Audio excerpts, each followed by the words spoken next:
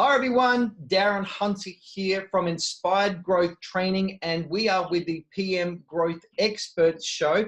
Today's a little bit different. We don't have Deniz with us today. Unfortunately, he couldn't make it, but we have some very special guests on this show, some of our favorite people, Shawn and Kristin Johnson, all the way from New Mexico, USA. How you going, guys? Doing well, thank you. Yeah, good. Thank you so much for being part of our show. And really today is a little bit of a deviation. And in fact, we're going to be doing more of these types of shows. So instead of talking about growth, where we're going to go out and get lots more doors and, or interviewing star BDMs that are doing 20 to 30 new managements or doors a month, this month, we're going to talk about increasing income per property, and these guys have an amazing story to tell, how they took their income per property or per door from $125 right up to actually today, they said they're hitting the $266 per door, per property, per month in income. That's more than double. But before we get into their story, I just want to give a quick promotion for EBM Landlord Insurance, who are exclusive partners with Inspired Growth Training. Now, EBM Landlord Insurance, it's really important that you've got all of your owners signed up with quality landlord insurance, and they haven't had it sourced from a bank or even worse, from a supermarket, particularly when it comes down to the issues today, for example, of methamphetamine laboratories being found in rental properties. You need to make sure your owners have full cover, particularly when claims can be $50,000, $60,000, $70,000 worth of cleanup and re-renovation of the property. But also, EBM landlord insurance cover have pet cover as well. This day and age where tenants have pets all the time, you want to make sure you have quality cover. So go to rentcover.com.au. That's rentcover.com.au. Get in contact with the guys at EBM Landlord Insurance and have a chat with them. And while we're at it, landlord protection insurance is also being launched into the United States with SureVesta. Now, their cover for rent loss and malicious damage, of course, is a different policy than EBM. But get in contact with the guys at SureVesta.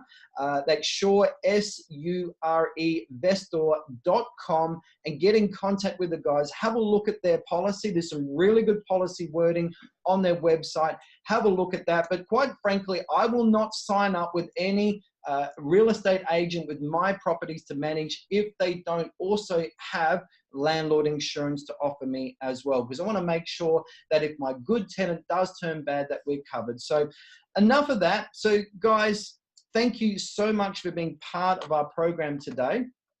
And I have to say up front, I started working with Shawn and Kristin. Now, we just worked out the year. We first met was in March 2016. Is that correct? That's correct. And we first met at the Broker Owners Conference in Vegas. I remember we caught up at a restaurant and were introduced by Todd Breen, who was, I believe, coaching you at the time. Is that correct? Yes. Yep. Yeah. Okay. We started doing some work together, which I don't want to get too much into today, but of course, this is the journey of Shawn and Kristin. But tell us a little bit about, where you're from. Tell us about your town in New Mexico. Tell us a little bit about your market. So I'll go for that. We're in Farmington, New Mexico, which is a small rural town, about 50,000 people. Very oil and gas and coal driven economy here. The last few years have been pretty weak, but this year is really hitting strong, and it's kind of where we're at geographically. Yeah. I think you're about 45 minutes just south of the Colorado border. I remember being out at your property there and looking out the back there. You can see those gorgeous mountains. And quite a spectacular view. So, all right, I mean, you're in a small town, so we call that just a regional area, and regional is very good for property management. Tell us about, what's your average rent, what's the size, or what's your how many doors have you got? Yeah, we have about 500 doors under management. It's single family. There's some smaller multis, 6 or lower, and average rents are $1,064 per property. So okay, and I think it's fair to say that though your income per door has doubled in the last 3 years, it's fair to say I don't think your door count and your average rent really has changed that much, has it? no, it really hasn't. No, Yeah. we've actually gone down a little bit door-wise, but increased substantially in revenue, which is Your great. earning potential has just gone bang. But of course, those other numbers really haven't changed. So I think today the aim is to help people watching this podcast show to look at the keys in place so they can also substantially increase their income per door as well. So, let's talk about your marketplace. How many other agencies or competitors do you have in town? So there's 2 other major competitors, and then there's about 3 not too substantial competitors. Our largest competitor has about the same size portfolio, but their average rents are about $750. And then the next one there is about 200 doors under management. So not a ton of competition, but certainly some discounting going on. Okay, so we had some contact back in 2016, and you guys were wanting to make some changes to your fees. Why was that? Why did you want to make a change? Kristin should speak to that.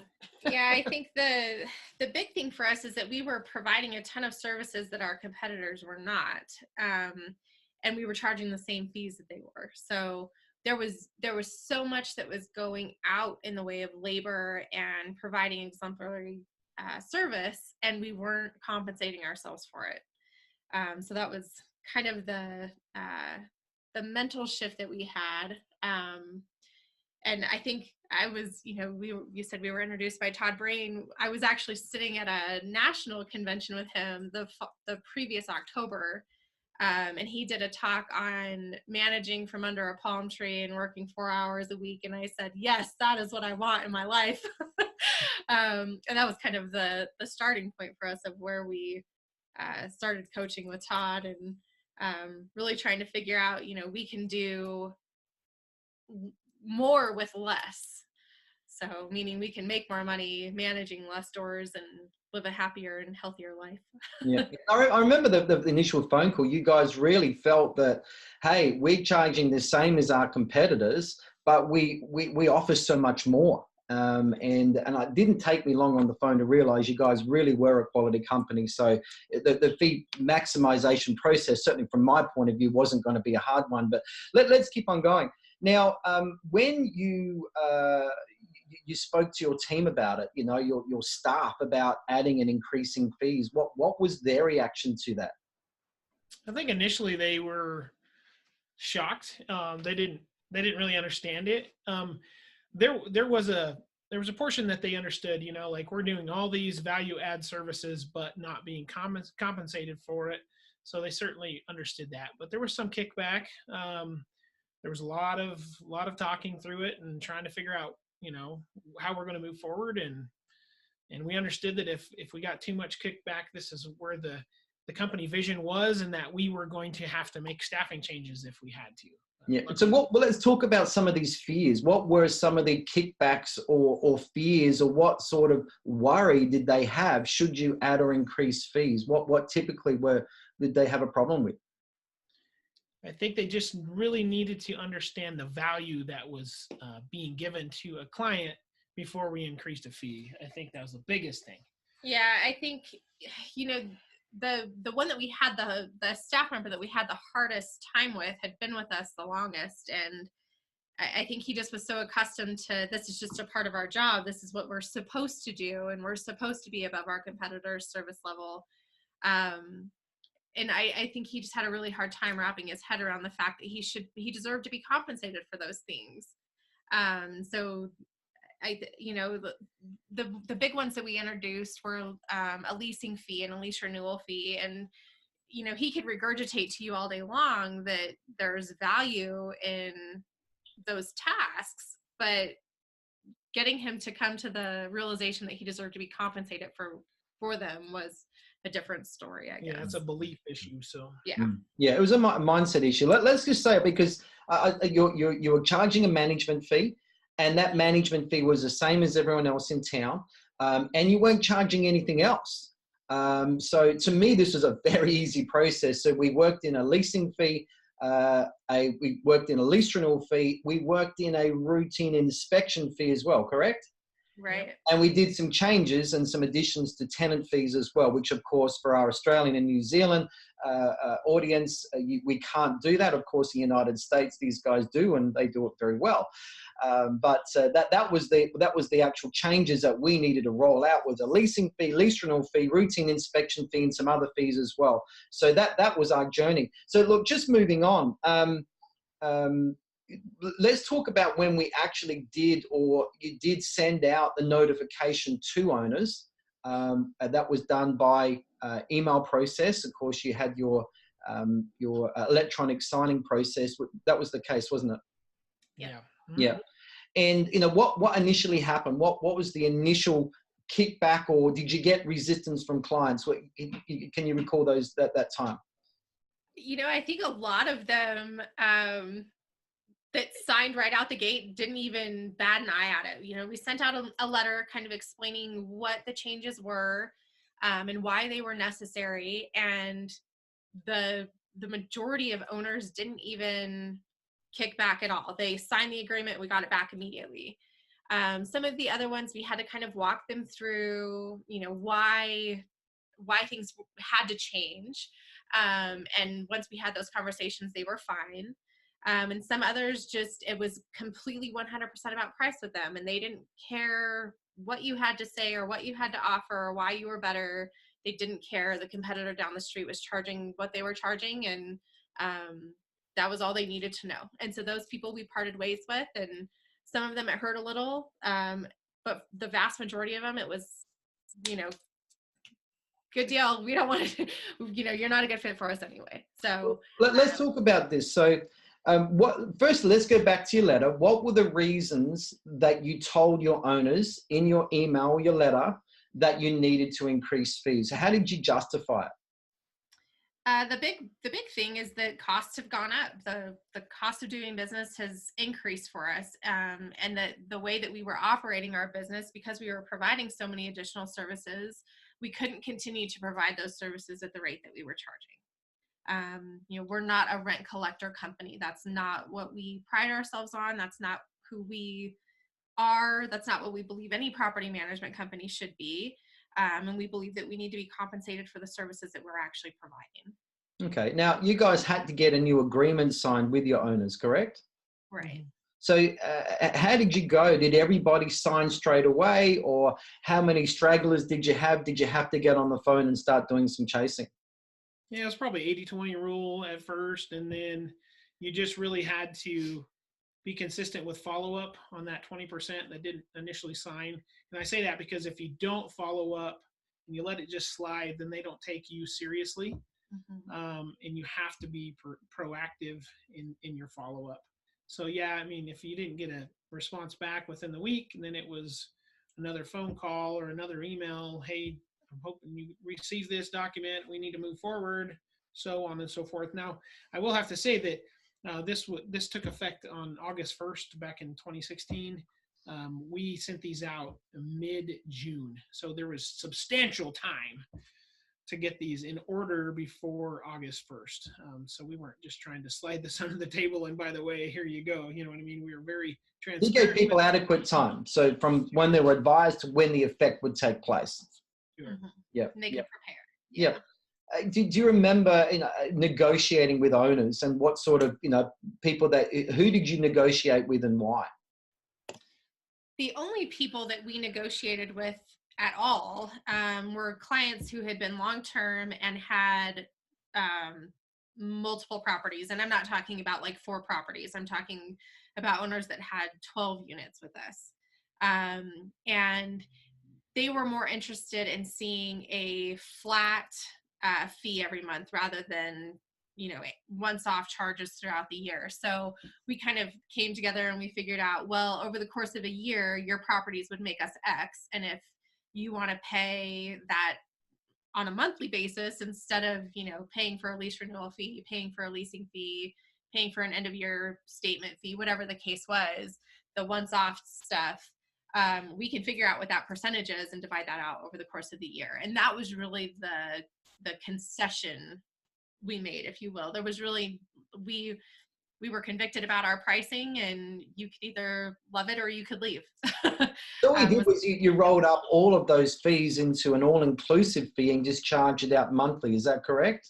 Right. Just made it really easy for people, but you didn't necessarily drop your fees. You still were charging, about the same. Right. Yeah. There wasn't really a decrease in fees at all, but there's still 2 clients today that we have not increased their fees on. One of them owns, I think, about 12 units. The other one's about 15.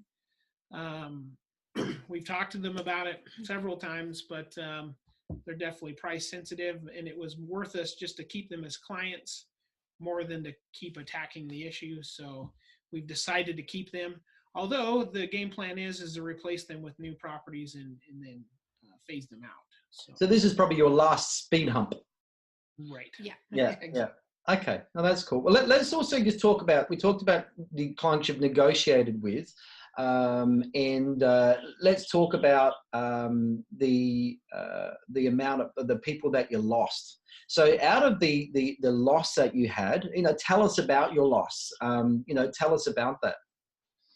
Yeah, so I think the first round we lost 12 clients.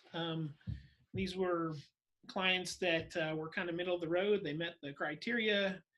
It was kind of surprising. Some clients that we thought for sure that they would have huge problems with this didn't and signed on, and some that we thought, well, shoot, they're super loyal, they're going to stick around no matter what, didn't stick around. So I would say that the process is completely unpredictable as far as like who will stay. But I think where the predictability is your customer loyalty, your net promoter score, whatever that might be, does have an influence on what clients will be retained.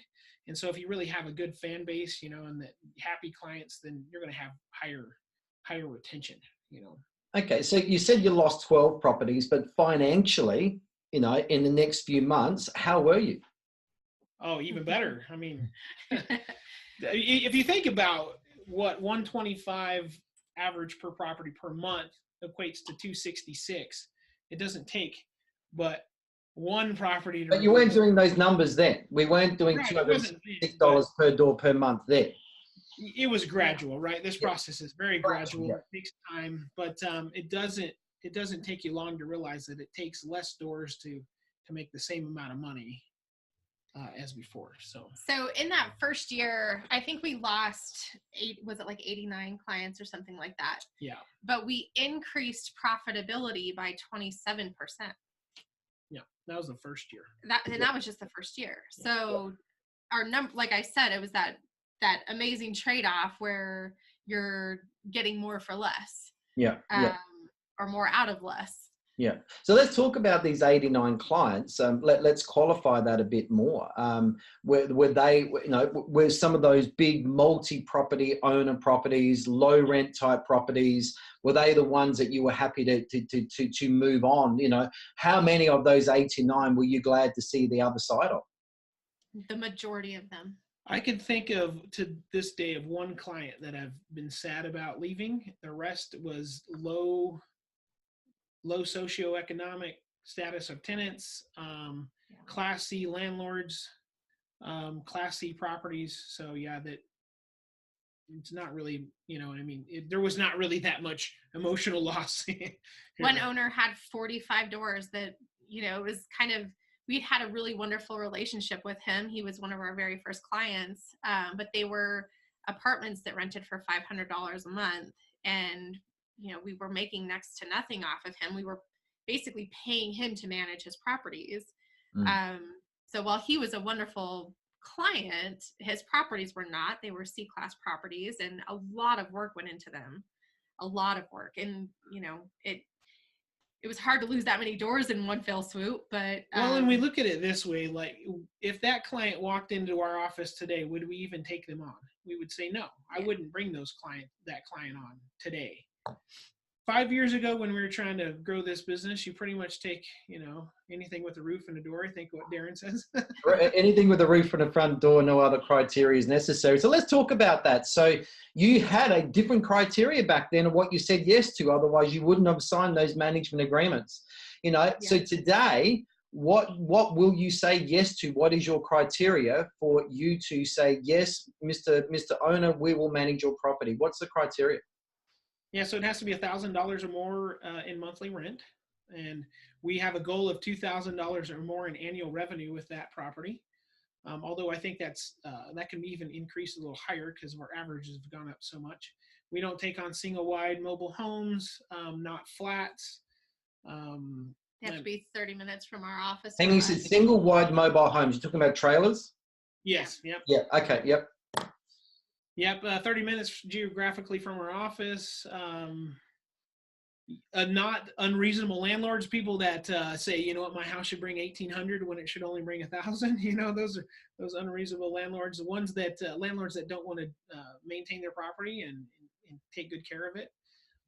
What all of that has done in setting a good definition is created a positioning statement for us in the marketplace. When people think of Independence Capital, they think of, well, you guys have the nicest properties in town, by far. I look at the other properties available and they just look run down, they're not clean, and so on and so forth. So you've set yourself up in town that you take the cream and your competitors have a purpose to then manage your crap. Is that right? Yeah. Right. We actually just moved in a tenant a couple weeks ago that is the maintenance man at another management company in town. And we specifically asked him, why didn't you rent from the company that you work for? And he said, well, they only manage crap. You guys have all the good properties. And this is our largest competitor, the one that's equal. And no doubt they will take anything on because it's all about growth and more roofs and front doors. But okay, so you've got a great criteria and well done, because I do remember working with you on what that criteria should be. And great to see you continue with that. And that's now your statement. So let's go back to this 89 properties, because people thinking, wow, 500 doors, you lost 89. That's huge. I couldn't allow that sort of loss. But I think we have to put this in perspective. You had taken on some owners with a lot of doors per owner that weren't in the best quality. So out of those 89 properties then, what would that be equivalent of now per door with your new criteria? What would, from an income point of view, how many doors does that represent, those 89 properties now? Let's just 30-ish. Yeah, 30. Yeah. 30 doors today of what you would take on was equivalent to those 89. So you would have, and it wouldn't just be 89 properties worth of work. We're probably talking double. We're probably talking 160, 170 properties worth of work, isn't it? Oh, easily. Yeah. Yeah, and no wonder why. So you got rid of 160 properties worth of work with 30 quality properties now, with so much less work, and that was the income equivalent. Is that a good way of looking at it? Yeah, sure. And we were fairly strategic with some of those, Darren, as far as there were some who blatantly just said, if you guys are increasing fees, I'm out. And they wouldn't even give us the opportunity to say, well, we'll keep your fees the same.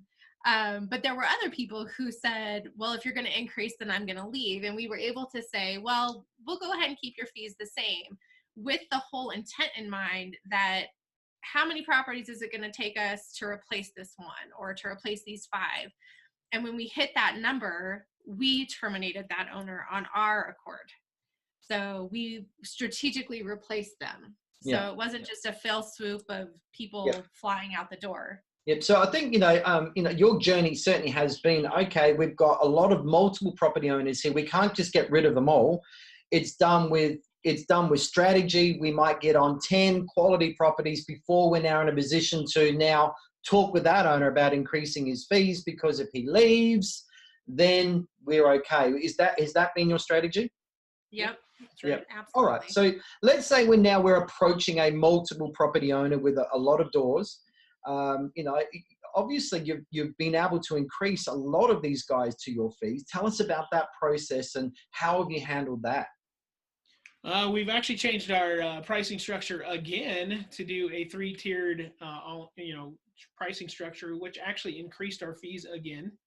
But basically what we do in those instances, if they have more than 3 properties, then we'll take them from a higher tier price. Higher tier service for a lower tiered price, one lower. And that's kind of how we deal with that. Like I just talked to an owner today that had a 4-plex. So that's kind of what we're going for. Yep. So at the end of the day, you've gone to these owners of multiple properties saying we have to increase your fees. What is the reason why they say yes? How have you made that possible? I think it's like I said in the pre-show, it's the path of least resistance. It's really miserable to change property management companies. There's a lot of work involved for a client. Not to say that they won't, but it's easier to just deal with the increased fees than it is to go search out and vet new property management companies. And with the risk of they may be getting someone worse, right? That may cost them even more than just fees. Well, and I think you just hit the nail on the head. If you can explain to an owner the alternate cost, right? The law of the alternate cost, meaning that if you sign up with somebody else who's not doing routine inspections on your home, who isn't screening your tenants properly, who doesn't offer protection programs like we offer, what could that potentially cost you in the end? And if you can show an owner that by not doing routine inspections, we've had owners have to spend $15,000 to $30,000 to get their home back into a livable condition for a new tenant. Where if you hire us, yes, you're going to pay this small amount for a inspection fee, but we're on top of what's going on at your property. We're making sure that it's not getting to the point where you're going to have to spend $30,000 in a make ready. That's showing them those numbers is worth its weight in gold, I think. Yeah. Okay. So, all right. Now tell us about the journey with your staff. So they've now seen this, they've been part of this journey. They've been on the phone talking to owners, getting them across the line. Now they're out the other side and they're in the land of new fees. Their old fees don't exist anymore and they're getting their fees with their current owners and with new owners. What's been their attitude now looking back in hindsight? I think they're fully embraced, fully committed. We did lose 2 property managers in that process. Well, that went through the process with us, and that was actually a good thing, because we have buy-in from our full staff. There's not old fees anymore. It's just this is just how it is. This is the fees, So, yeah, the staff that we had a hard time changing their mindset are no longer with us, and they would struggle through it. We'd have to have the conversation every few months of, you are worth it, quit thinking that you're not, and they just eventually got to the point where it was like, well, we're never going to get the buy-in from these people, so it's time to part ways. But our current staff has fully embraced it, and now when an owner says, well, can you negotiate with me on that, the answer is 100% no. I work very hard for that fee. And they're convicted that they've earned and they work hard for it. So, yep. Okay, so I think it's fair to say, you've gone from, we started $125 per property, per door, per month, and now you just said just before we started the podcast, your profit coach, you just said you're actually sitting at $266 per door, per property, per month at the moment, which is huge. And that's with some brief calculations before was an extra 112%, which is huge. You've more than doubled. So, but I think it's fair. I think you said before that I think we've discussed in the last 3 months, you've had a leasing fee spike because you've had a soft market and now you've been renting properties quite a lot. Has that been the case? You've had a strong last 3 months of leasing? That's correct. Yep. Yeah. So I think it's fair to say that we've had an income spike, which has inflated that figure. So I think when the dust settles, I think it would be fair to say even still that income per door per property will be sitting at that $230, $240 per property per month per door. Again, that 80-90% increase I think is still huge. And because when we're working with officers to add increased fees, we're happy to see 20 to 30% increase in income per property per door. So, congratulations, guys. So let's just keep on going now with getting those new fees with new business. You guys are clearly the leaders in town, and your fees are so much more than your competitors. How has that gone with getting new business? I actually don't feel like it plays in too much. You're always going to have those price sensitive clients or potential clients, but our conversion rate has not been changed. It hasn't gone down.